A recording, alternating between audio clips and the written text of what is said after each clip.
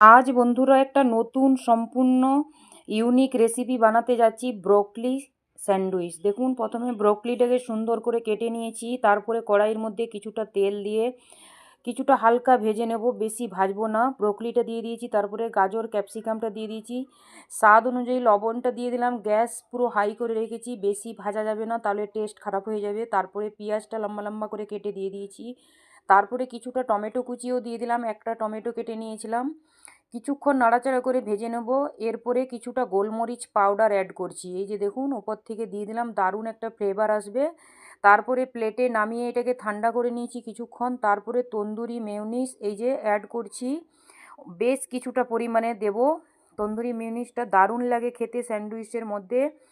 তারপরে কিছুটা oregano add করেছি, কিছুটা টমেটো কেচাপ দিয়ে সুন্দর করে চামচের সাহায্যে মিক্স করে নিচ্ছি। একটা ক্রিমি ক্রিমি ভাব চলে আসবে। এটা সম্পূর্ণ আমার নিজের আইডিয়ার রেসিপি, কারু থেকে দেখা নয়, কিন্তু খেতে অসম্ভব টেস্টি হয়েছিল। তারপরে দুটো ব্রেড নিয়েছি, একটা ব্রেডে ওই যে বানিয়ে রেখেছিলাম ক্রিমি ক্রিমি টেক্সচার, ওইটা দিয়েছি, একদিকে টমেটো কেচাপ দিয়েছি। তারপরে একটা তাওয়া বসিয়ে ওর মধ্যে কিছুটা তেল দিয়েছি, তারপরে ব্রেডগুলো দিয়ে দিয়ে সুন্দর করে উল্টে পুল্টে একদম ক্রিস্পি করে ভেজে নিচ্ছি কিছুটা পরিমাণ। এই যে দেখুন প্লেটে নামিয়ে নিয়েছি, তারপরে পিৎজা কাটার দিয়ে কেটে নিচ্ছি মাঝ বরাবর। কতটা সুন্দর হয়েছে খেয়ে, আমার মেয়ে তো বলছে মাম্মা অনেক সুন্দর হয়েছে, দারুণ টেস্টি, দারুণ একটা ফ্লেভার এসছে। এই যে দেখুন দেখাচ্ছি, অসম্ভব টেস্টি হয়েছে, একবার এইভাবে ট্রাই করে দেখতে পারেন।